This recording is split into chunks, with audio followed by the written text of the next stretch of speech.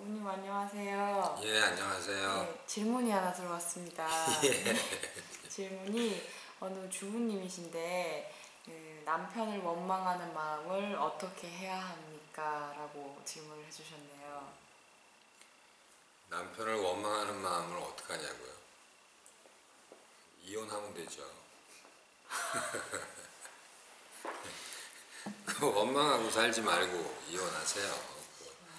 그렇게 힘들게 살 이유가 뭐 있어요, 그죠? 정말 사람들이 만나서 결혼을 하고 사는데 참 이유도 많고 탈도 많고 많이 힘들어요.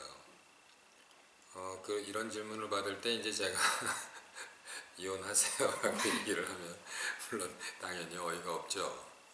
원망하는 세월이 몇 년이라도 여태까지 잘 사셨을 텐데 이혼하면 안 되죠.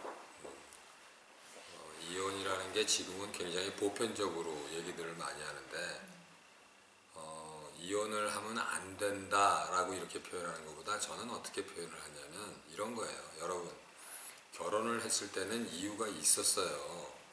결혼을 했을 때는 그게 그냥 결혼을 한 게 아닙니다. 그게 둘이서 그냥 단순하게 뭐 사랑을 하니까 결혼을 한 것 같아도 거기에서 원망이 쌓이고 거기에서 이렇게 불편한 일들이 많이 생기는 이유는 그게 바로 상대방이 나를 힘들게 하는 그걸 배경으로 내가 쌍방간에 서로 자기가 뭔가를 알아야 될 게 있는 그런 장면이 숨어 있는 겁니다. 그래서 이혼을 한다는 거를 너무 그냥 쉽게들 그냥 둘이서 헤어지면 끝나는 것 같은데 여러분들 이런 경험 있을 거예요. 어떤 사람을 만나서 사귀어서 어떤 힘든 일이 있어서 헤어졌는데 그 다음 사람 만나면 그거보다 더 힘든 일이 만들어지는 거. 왜 여우굴에서 여우 쫓아내면 호랑이 나타난다고 그런 거 여러분들 많이 느끼셨을 거예요. 이혼을 하고 난 다음에 잘 사시는 분들도 많지만 합당히 그 두 사람이 만났을 때는 두 사람이 만나진 이유가 있습니다. 그래서 이렇게 원망하는 마음이 있을 때 그 원망하는 마음이 왜 생겼을까를 분명히 알아야 되는데 그게 우리가 보통 종교적이거나 어떤 수행적인 데에서는 아마 이런 것들을 뭐 업장 뭐 내지는 뭐 이게 무슨 전생의 어떤 그런 거에서 또 이유를 찾고 뭐 방법이 많이 있을 거예요. 그런데 사실은 이렇습니다. 남편을 원망을 하는데 이것을 어떻게 해야 해결이 될까요? 라는 얘기는 사실은 방법이 정말 하나 있는 것은 이겁니다. 남편이 나를 힘들게 하는 그러한 역할을 지금 하고 있는 것이다.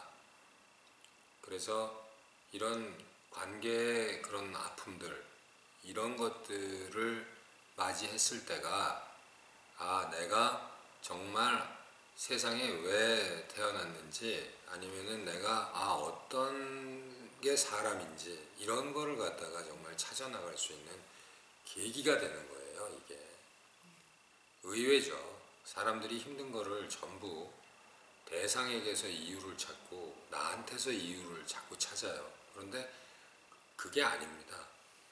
사람은 누구나 여러분들도 잘 알겠지만 힘들어서 정말 스님도 되고 목사도 되고 이 삶이 고단해서 고통 때문에 수행도 하고 막 그런 많은 자기계발서도 있고 그런 거 아니겠어요? 하지만 중요한 거는 힘든 이유에 대해서 분명히 알아야 된다는 거예요. 어떤 식으로든지 간에 사람은 관계로의 고통을 누구나 받아요. 지금 남편이 원망스럽다는 것은 본인의 입장에서는 그게 굉장히 큰 일인데 주변을 돌아보세요. 정말로 이 관계라는 것 때문에 다들 힘들어 하거든요. 그래서 오히려 어떤 의미에서는 남편이 그대를 정말로 뭔가를 알게 해주는 역할을 하고 있는 겁니다. 거꾸로. 남편이 많이 원망스러우면 남편이 더 큰 역할을 지금 해주고 있는 거고요.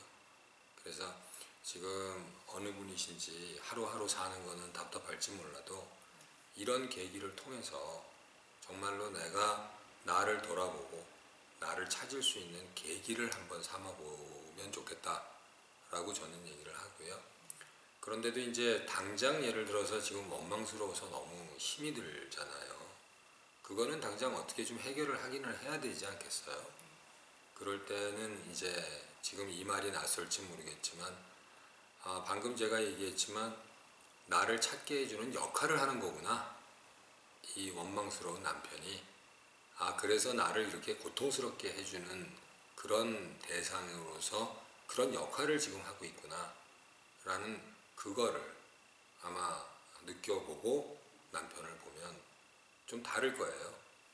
그러니까 남편이 나를 괴롭히기만 하는 그런 존재가 아니라 그 나를 이렇게 원망을 키워주는 역할을 함과 동시에 그걸 통해서 나를 찾게 하는 또 그런 또 다른 역할이 있었네 하는 이걸 가지고 바라보면 1차적으로 좀 편안해질 거고요.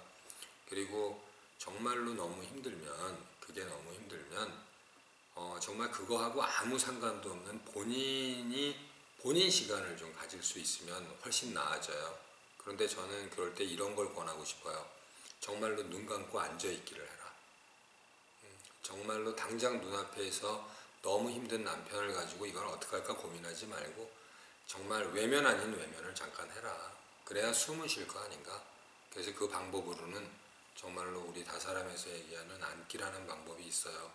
그런 안기를 통해서 정말로 자기 느낌을 만나는 시간을 가지면 아마 일석이조가 될 거예요. 그러면 원망하는 마음도 누그러지고 또 거기에서부터 내가 지금 현재 이렇게 고통스러워하는 이유도 알아지고 그렇게 자기 자신의 시간도 생기고 또 사람이 여유가 있을 때는 짜증이 덜 나는 거거든요. 그렇게 해서 자기 여유가 생기면 원망하는 대상도 좀 편안하게 보이고 아마 이런 효과가 있을 겁니다. 지금 제가 이렇게 설명을 하면서도 아쉬운 건 뭐냐면 지금 질문하신 분이 우리 다사람이 무엇을 얘기하는지 사람이라는 게 어떤 건지에 대해서 사전 지식이 있는 분이라면 훨씬 더 정말 편안하게 접근을 할 텐데 그 부분을 자세히 설명을 못 드리는 게 좀 아쉬운데